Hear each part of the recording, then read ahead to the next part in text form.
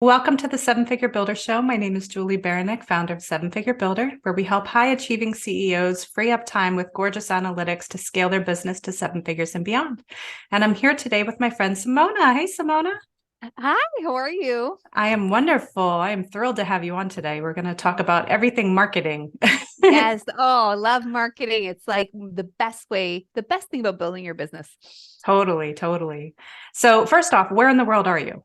I just live outside of Toronto, Ontario, Canada. So it's spring right now and all the snow's melting, which is wonderful. I love it. The sun is That's such a shining. good feeling. It is. It is. I'm ready for sunshine. Oh. Definitely, for sure. So, for people that haven't had the chance to meet you yet, can you tell us just a little bit about what you do with your business? Yeah, I am the marketing coach for ambitious coaches and consultants who want to book more sales calls and have their best clients already a hell yes to work with them before they even jump on the sales call. And that level of marketing takes like 50% mindset, 50% strategy, and what I say is like 100% fun. So I really help my clients do that. I love it. So, we'll just dig right in, but how do you Yeah. help people simplify their marketing and really get that fine tune focus? I would assume is a big part of it, right?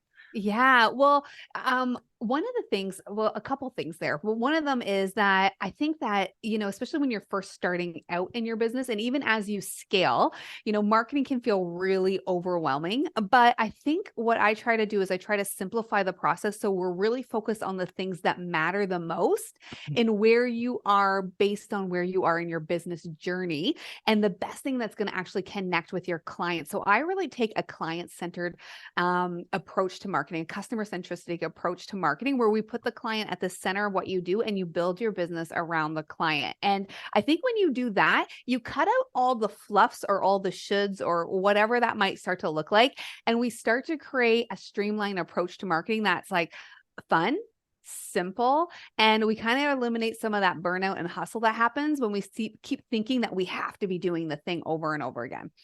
Totally. So, I'm going to ask a very obvious and silly question, but how do how do we know what our clients want? Like, how do we get to that end product, right? Because so many times Yeah. we're doing everything and feel like we need to do everything, but obviously that's not the case. Yeah, absolutely. So, one of the things that I think is so important is I think we need to understand our clients and we need to understand our clients in a really fulsome kind of way. So, we want to really know who our clients are, but we want to know them more than just like, do they drink coffee? Do they work a part-time job? But we want to understand who our best clients are and what they're looking for. So, we want to understand their problems, the solutions we offer, and the results that we can get them. And when we really are clear on who our best clients are, like who is coming into the door, what their biggest problems are, how we can help solve those problems, then we can start to create an offer that's aligned to our ideal clients. And we can start to draw in and use that in our marketing to connect with our clients and actually build long lasting relationships. I see so often that sometimes people start, it's so easy when you're starting out, or even sometimes when you're scaling, you're like, oh, I've got this great idea, and you throw it out there. Sometimes it works. But Right. when we're doing and we really understand our clients, we're asking them questions, we're taking the information, we're getting the data, whether that's like anecdotally, like, whether that's like through interviews or conversations we're having, or through looking at the analytics that we're keeping track of, we can get some really great metrics and get some really great information that can allow us to connect with our clients as we move forward. For sure. So should people feel like they have essentially pre-qualified their offer before they actually take it to market? Or what do you recommend for that greatest success when people show up in the market? Yeah, I think that there's a couple of things that you can do, but absolutely, I think that if you are doing your job and you're really listening to your clients and you're asking them what their problems are and you're understanding who your clients really are and what they're looking for, then you're going to be able to create an offer that's going to be aligned to them. And I don't know if you always need to pre-qualify it, because you can also just test it. You can throw it out, get a small sample group, have everyone go through it once at a small size, and then take it and, make some improvements and then go to that next level. I think one of the biggest things about marketing is like having that scientist hat on, right? And you're always thinking about iteration. I think Mhm. that people think that marketing sometimes should be a one and done thing, and that is never the case. We're always learning from our clients, right? I've been in marketing now for 20 years.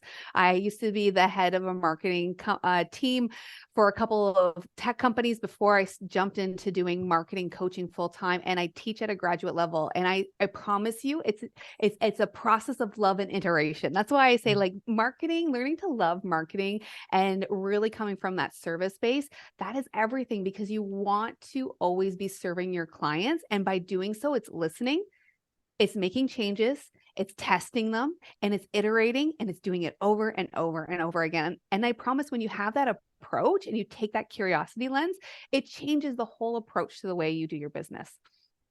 Yeah, for sure. I mean, so often we feel like it needs to be perfect or it needs to be polished or it needs to be done before we want to put it out in the public. And what do you recommend for people that feel that way? Listen, I am going to just call it right now. I am one of those people. I like, right?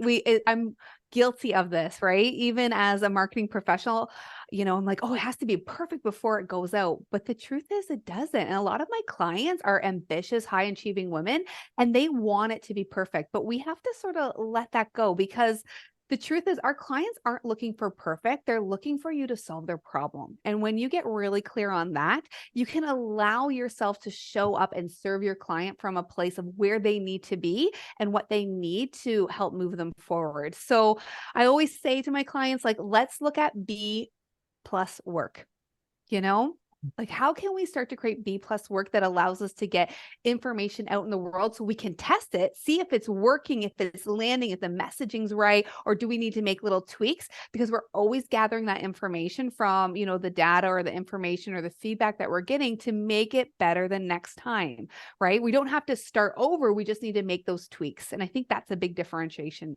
point too. Yeah, no, I agree 100%. And I think from what I'm hearing is you need to be more results focused rather than polish focused. Like we want everything to feel polished, but if you're delivering the results, then it speaks for itself in a lot of ways. Yeah, absolutely. Awesome. So, as far as content, what do you recommend for people to get your content aligned and to just focus in your content? Yeah, great question. So, in terms of like aligning content, I think that when you are really focused on your client, you really understand who your client is, what their problem is, what the solution is, what the results that you're offering your client, and you have an offer that kind of like aligns to that, it's a lot easier to then go out there and speak to it in your content, because that's really all you're doing in your content is you're giving your clients the results that they're looking for ahead of time. Right? They just want to know that you're able to solve their problem in a really clear and simple way.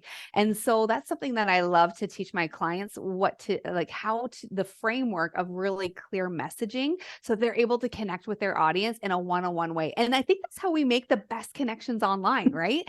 Is like when you read a piece of content and you're like, Julie totally gets me. She knows exactly who I am. It's because you are in the footstep, like you're in the shoes of our clients. And something that I teach my students and my clients is like, that idea of empathy in your marketing is so important. Being able to relate to where your client is, like what they're going through, some of the challenges that they've been through, because either you've been there or you can just appreciate where they are, is never lost. Because really at the end of the day, we're selling or we're marketing, that solution, but also the feeling that they want to feel, the transformation that they want at the end of the product or the service or their connection with you. And that's what we're really doing. Yeah. Yeah. And you mentioned earlier about getting that hell yes before they even speak to you. Yeah. Like how does that ring true? What do you recommend for people for that? I love that. Yeah, thanks. I believe that really comes with how close you are to your content, like how you keep refining your messaging and how you make it land with your clients, like, right? And showcasing that social proof. So, the truth is that yes, you want to have a solid message that aligns your client to what you're offering, to the results that they're looking for, but then you also want to back it up with what results that you've created with your own clients. Like, what's the social proof in that? Like, what does that look like? And I think when you speak directly to those clients, you build that trust, right? You start to see and build that connection that you're having with those clients and what they're looking for. And by doing that, that allows them the opportunity to be like, wait, I really like the message she's speaking. Those philosophies come out. So that's also another thing that I think, I think that as you're in business, as you're growing in your business, you as the business owner start to get really clear on your own personal philosophies. Like, what are your own unique concepts that no one else is talking about, that you just believe so passionately about? And I always say, like, that's the bold promise that you're offering your clients. And you want to start to have that peppered into all of the ways that you communicate, the way that you message, the way that you connect, what you're saying, the small, like, free offers that you're offering. And the more that you can kind of use that as your battle cry, I feel like those are the ways that we connect with people. And by doing that, that builds trust. And that also allows people to be like, heck yes, I want to work with her. Like, look at the results she's creating in her container for her clients. Like, look at her philosophy. It's so aligned with mine. And that's how you get that hell yes client coming your way. I love that. Yeah. And that's attracting people, attracting your ideal client just Yes. by being authentically you and just Yeah. having your why, come through everything that you do. It's so powerful. So powerful. Absolutely. And we have to shed some of that perfectionism that we were just talking about in order to do that. But as you grow in your business and as you scale, I think you become more confident in what you're delivering and also the results that you can create for your clients, which I believe can just shine through in the way that you talk about it, connect with it, and really speak about your product and your service. For sure. So you mentioned one of your other keys is mindset, right? Yeah. How have you seen people's mindset blockers, we'll say, shift as they're going from starting a business to growing a business to scaling a business? Oh, that's so good. Well, I would say it's so funny because I think that it does shift, but I think that there are some things that sometimes always just bubble up. And I'd love to hear what you think too, because, I feel like at the very beginning, I see a lot of people in like overwhelm and confusion and a lot of self-doubt. And I think when you're starting a business, the biggest belief that you have to hold on to is like the belief that you can still do this even though that you don't have proof that you have maybe signed your first client, right? Like, you have to believe so hard in it that you have to believe that you can sign the first client before the client comes in. And then the second thing, You're fine. Yeah, it's okay. I don't know why. Sorry. I know you said you edited, so that's why I I do. was like, I You're don't good. know. Should I Don't just worry stop? about it. Okay. Jeez. So the second thing is like, okay, so you go from maybe having that self-doubt because you have to believe so hard that the client's going to come, even though you don't have a client. And then the second piece is that then you're starting to be like, okay, I signed my first client. Okay, this is possible. Okay. But then sometimes what happens is that's when that perfectionism even shows up more. Now you're starting to be like, okay, sign my first client, but is it good enough? Oh, I need it to be better. I have to do more. I have to do more. Right. And I feel like a lot of times that overwhelm, that little bit of self-doubt, those perfectionisms, like that does pepper through in all the different stages and they just show up in different areas, right? You just kind of have a new mindset challenge that maybe you've solved from like, 0 to 100K. And now from 100K to 300K, you're just at a different level where it's creeping up in different ways, but it's still there. So I don't know if they necessarily always go away, but that you're solving them on a different level and a different depth. And I think that's what's so intriguing about mindset is that we're always looking at like eliminating those self-limiting beliefs so that we can step into being the business owner and the business creator that we want to be. And so that we can take ourselves to a different level so that we can create those connections with our audience and get to that next revenue model or that next level in our business. For sure. Yeah. Yeah. And I think when we're seeing that pattern, it's good to become even more self-aware where it may present itself in a different way. But ultimately, that's something riding in your subconscious, right? Like we may not even be aware of it, but it keeps coming up over and over and over again, just looking a little bit different. Okay, maybe there's something deeper I need to look at to really work through. Yeah. And especially when you start to scale your business, as you add on people to support you in your business, that always, I find, brings up a different set of like thoughts, right? About, Yeah. because now it's like not only you being the expert, right? And showing up as the, maybe the coach or the consultant or, the person that you are, but now how are you going to build a team that allows your business to grow and get to that new level? What does that mean as you as a leader? And I find that always that next level can bring up a lot of those, again, like you said, those same feelings, but at a different level. Yeah. Yeah. And I believe wholeheartedly, I don't know about you, but as you're building out your team and you're growing and you're scaling, that it's best to bring in people that complement your weaknesses Yes. Oh to my goodness. Yes. actually be more powerful, right? Rather than try to clone Mm. yourself or get additional help. It's like, okay, what do I hate? What Yeah. am I awful Oh, at? yes. Yeah. Give that to somebody else. I agree. And I think it's something that we don't like, I don't hear enough people talk about, but that idea of like, even with marketing, one of the big philosophies I like adhere to with my clients is like, lean into your strengths, Mhm. right? Like market based off of your strengths. So some of my clients like hate video. Well, then I'm not going to force you to do, you're not going to Right. force yourself to do video because guess what? Like all of that energy you bring on that video shows through. But like, Mhm. what if we just focus on your strengths first to get you up to where you need to be? Because I find the minute you lean into your strengths, I feel like there's that natural comfortability. You're more confident and you show up in a completely different way. So to your point, if you maximize and really understand your own personal strengths, you are able to build a team that can complement those. And like you said, truly create a team that's more full, Yeah. right? That actually is going to help you get there. Yeah. But the key there is actually acknowledging your weaknesses and not Ah, trying to cover them that's up. true. That's true. That is very, very true. Yes. You can't do everything. No, no, you can't. And that's one reason why I really like the analytics aspect of it Yes. is I'm a bit of a data geek and a lot of people hate it. So Mm, they just want the insights, right? They just want to know yeah. what is, actionable, what do I need to do, what do I need to optimize, and bringing in that expertise I find really, really helps people a lot where it's an area that they really don't want to mess with, but it's Oh, it's so necessary. true. You're right. Cause I feel like a lot of people find, that data component can be really feels very intimidating to them. So I think you're right. It's really great that you have that analytical side that can complement with somebody who just wants to build out, the content or the program, like the programs and so on. It's such a great fit. Yeah. Yeah. And how have you seen, taking that data driven approach has helped people with their marketing? Do you see like an increase in revenue or what have you seen in your career?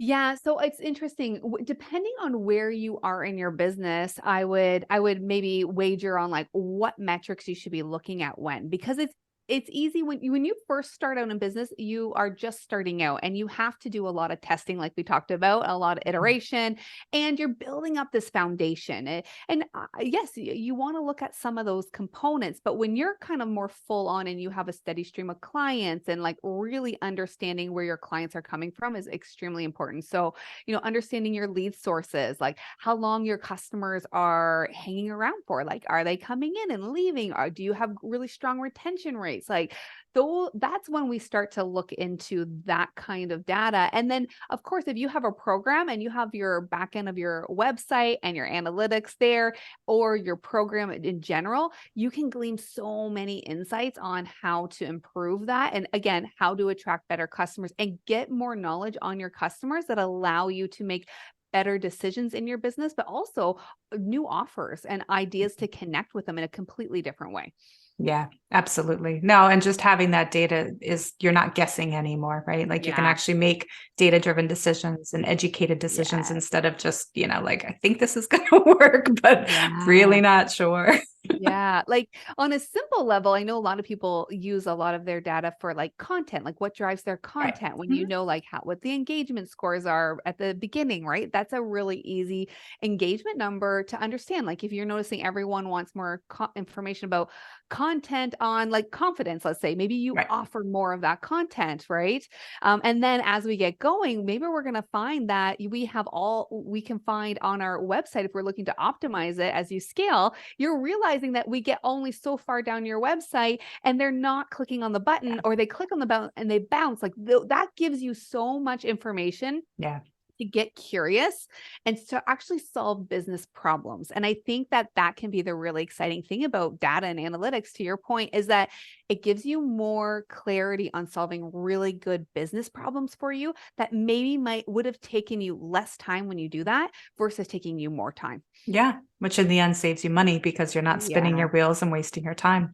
Yeah, 100%. I agree. So I'm curious. I've never asked anyone this question, but I'm going to Uh-oh. ask you. Okay.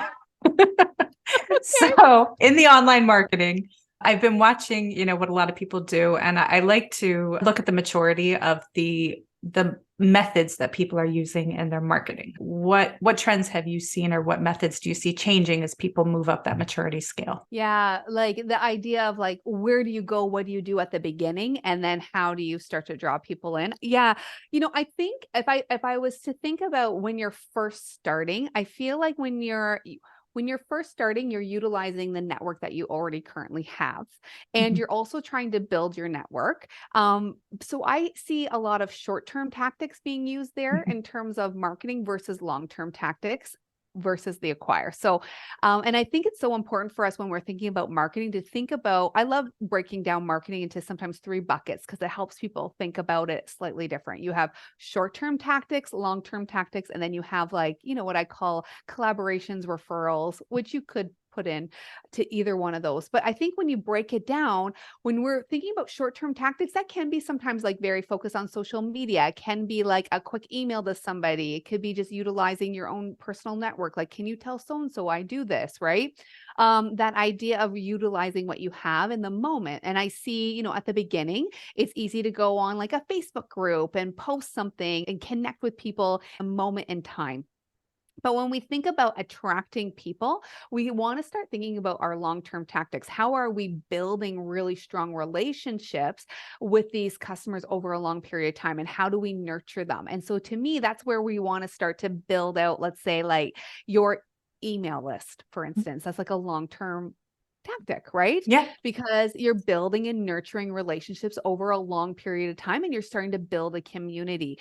And so I often think about that's how I see a huge difference as it relates to, short term versus long term. And I think if you think about social media, it can play in both of those buckets. There's short term tactics that can happen. You could utilize at the beginning, but it's also about how do you building this community over a long term that are people that are engaged with you, that are your ideal clients. And when we think about it like that, I think we take a totally different approach Mhm. because we're thinking about, okay, it's not like a one and done. It's like how do we keep you in my sphere? How do we create a relationship together? What does that relationship look like over like 2, 3, 4 years? And if we do that and we truly are thinking of the customer at the center of what we're doing, we're not only thinking of the customer the first time we meet them, we're thinking about them, how we keep building that relationship. How do they keep working with us? What other offers do we need to add on to continue to build that? Yeah. No, I absolutely love that. And I think that you brought up a very good point of acquisition versus retention, that Mhm. it's so much more energy expenditure and so much more expensive to actually bring on new clients. It That I is. think as we go through that maturity in our business and we grow and we're scaling and building, that the more we can focus on making that experience a stellar experience for clients from day one, Yeah. the more successful we're going to be and the more profitable we're going to be, because we don't have to keep churning and like mass DMing people and trying to pull people Yes. into the funnel. We're Yeah. building that relationship with Yeah. people. And I am not a mass DMing kind of person. That's not my philosophy. That's not how I approach marketing. But I know there are other people that do that and it might work for them, which is great. But I truly believe like, how are we building these strong relationships to your point that allow us to showcase exceptional experiences? And I Right. think when you put the emphasis on that, it shifts the energy that you're bringing to your clients, but it also shifts the way that you operate your business completely. Mhm. For sure. Yeah. Yeah. And then you're just focusing on value. Yes. So as people continue through their journey, how do you recommend people to avoid burnout? What are your tips for that? Yeah. I think this is so important because I see this so much. And especially I work with a lot of women who have they wear a lot of different hats, they have their own businesses, they have their mothers, they Mhm. might be caring for, older parents now. It just depending on where they are in life, there's just so many different things that they're doing. And I think that one of the biggest things about burnout is really creating that awareness about where they are. And I think it's really looking at the way that they look at time slightly differently, right? We want to make sure that we are making the time for ourselves in terms of our own personal self-care, but also making sure that we set really strong boundaries for what we need to happen in our business and what do we need to happen in like for ourselves and in like, your family or your life. And I think that that is where, when I think about burnout, that can be where everything starts to blend together. And that's usually where I find my clients are at a point where they just feel exhausted and overwhelmed and they don't know how to prioritize.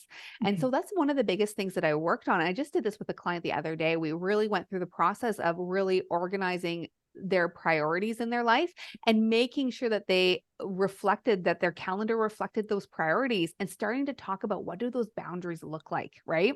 If we are going like if let's say you yourself is number one, okay, well where is that on your calendar? And then like At the how are bottom. you yeah, at the bottom, right? I'm guilty of that. You're right. But like where is that on your calendar? How are you Yeah. showing up for that?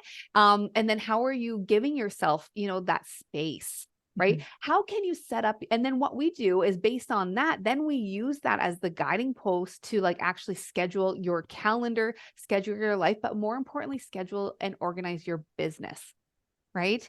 Because Yeah. sometimes we get overwhelmed because we're trying to do too much and it's not aligned to our values and our priorities. And that is why we get caused with burnout. Yeah, no, and I think that's a really good tip to just do some schedule blocking for yourself, like whether it's in the morning, Yeah. in the evening, whatever you need for your schedule is block out that time, your sanity time, so you can focus on yourself and, then you're more productive the rest of the day. Yeah, just have that lovely bubble bath just because. Or watch that, like watch those 2 shows that you just absolutely love for like an hour and no one bug you, right? Like what are those things that are you just don't give yourself time for, but you need that. Because once I find, I don't know, I find this over and over again when my clients take a break, Mhm. like whether they're forced to be sick Yeah. or they take a right, because our bodies just shut down on us, or they go for a holiday, or Mhm. they just truly shut off for a whole weekend. They come back actually with more energy. They Yeah. come back more creative to their business. They're able to solve problems at a higher level. And that it has the trickle effects that go across their business. They reach their clients, but more importantly, in terms of their life, like how do we create that balance that allows us to really love what we do? Right. Yeah. And I think that that's so important. Yeah, and it just re-energizes us even more to keep going and to be more Yes, productive. So it totally right? makes us more powerful. Yeah, love that. So, on that note, as you're looking across your career and your clients and your family life and all of that, right?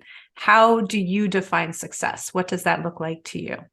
Yes. Oh, I love that question. How do I define success? I define success of living a good life that's filled with joy and impact. And I think that is a huge, huge thing for me is like, what's the impact am I making right now in my business?